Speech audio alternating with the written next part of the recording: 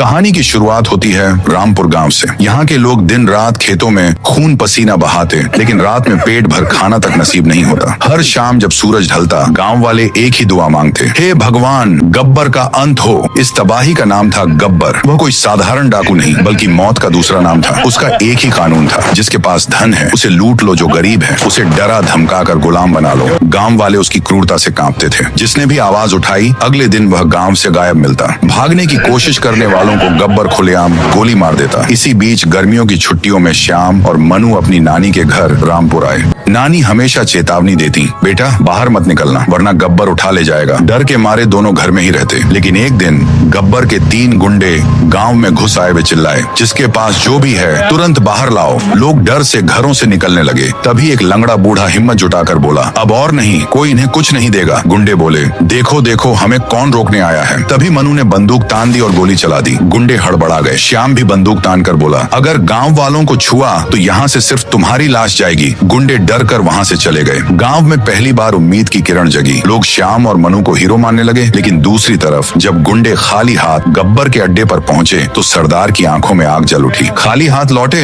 कितने आदमी थे सरदार? 2 आदमी। गब्बर पागलों की तरह जोर जोर से हंसने लगे।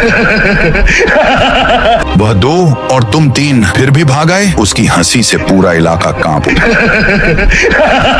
फिर उसने बंदूक उठाई और तीनों गुंडों को बेरहमी से गोली मार दी।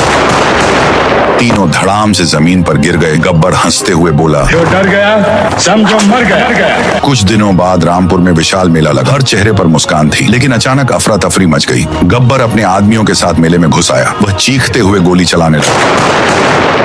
कुछ ही देर में मेला खून और लाशों से भर गया। फिर गब्बर की नजर बसंती पर पड़ी। नाच बसंती, नाच। बसंती डर के मारे थरथराते हुए नाचने लगी। तभी श्याम आगे आया और बोला, गब्बर, कमजोरों पर ताकत मत दिखा, हिम्मत है तो मेरा सामना कर। गब्बर पागलों की तरह हंसने लगा और श्याम को गोली मार दी।